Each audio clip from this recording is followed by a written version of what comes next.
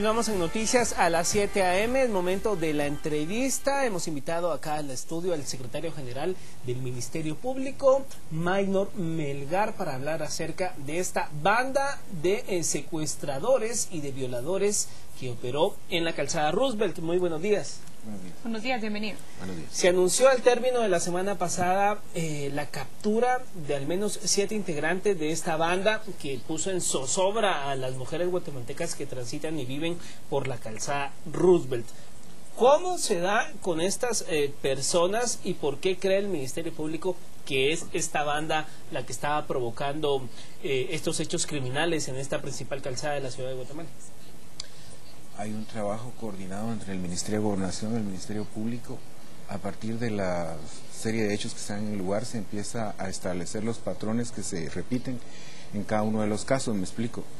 Se logra identificar los lugares donde se recogen las víctimas, luego los lugares donde las dejan, los cajeros automáticos de donde obtienen el dinero, la ruta por donde ellas transitan, de tal manera que se logra establecer un patrón de comportamiento en los delincuentes que permite sacar las primeras hipótesis. ¿Cuál es la banda de delincuentes que opera en ese sector con anterioridad? ¿Quiénes de ellos han estado detenidos antes? ¿Qué tipo de vehículos son los que están usando? Y conforme se van dando respuesta a cada una de estas preguntas, se logra perfilar cuál es el grupo que opera en el sector.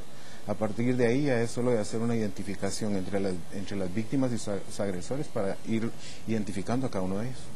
Hace más de algunas semanas y en los primeros meses de este gobierno de Otto Pérez Molina se había dado un cambio en el sujeto pasivo o en la víctima de cada uno de los agresores en la sociedad guatemalteca. Me refiero, por ejemplo, al grupo de los taxistas. ¿Qué ha pasado con ellos? ¿Por qué no se ha utilizado este mismo proceso y no se ha logrado identificar a las bandas que operan utilizando, por ejemplo, los cajeros, las cámaras y demás procesos que usted recién acaba de detallar? ¿Usted se refiere a las muertes de taxistas, me imagino? Sí. Exactamente, tenemos un equipo de trabajo que está haciendo precisamente el análisis es lo mismo, en investigación criminal lo que se analizan son patrones de comportamiento para poder establecer si las muertes corresponden a un grupo determinado que está ejecutando estas acciones o si corresponden a acciones aisladas de cada uno de los sectores. Ese caso no está resuelto, yo no voy a referirme a él en este momento, pero digamos que es el mismo procedimiento. En este caso de los atracos, secuestros, extorsiones que veíamos en la calzada Roosevelt, se hablaba de por lo menos 15 víctimas en las últimas semanas. ¿Es correcto este dato? Y si estas víctimas lograron identificar que estas personas fueron las que las secuestraron, las obligaron a ir a sacar dinero o hicieron actos deshonestos sexualmente contra ellas. Tenemos 13 casos que corresponden al patrón al que yo me estoy refiriendo, en el que los vehículos utilizados y el modus operandi corresponden a lo que nosotros consideramos la misma banda. La segunda pregunta por respecto a las víctimas, y son casos muy privados, no me parece prudente responderlo.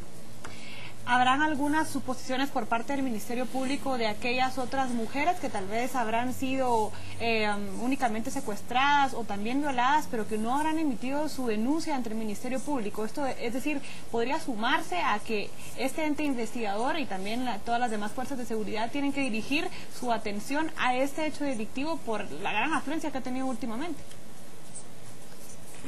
Nosotros los casos que tenemos son los que tenemos ingresados en el sistema. Se ha hecho una revisión en todo el año a ver si existen otros en los que pudiera encontrarse el mismo patrón y por el momento son los que tenemos. Eventualmente podría surgir otro, pero los que estamos trabajando son los que están en proceso. En este caso, ¿en qué horas se registran o se estaban registrando los mayores atracos hacia las mujeres? Estamos hablando de la calzada Roosevelt, es un tramo sumamente largo. ¿A qué altura, en qué calle y a qué hora era esto? ¿De día, era de noche?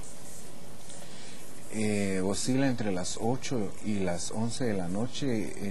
Ahí tenemos 7 casos en zona 11, en alrededores de la calzada Roosevelt.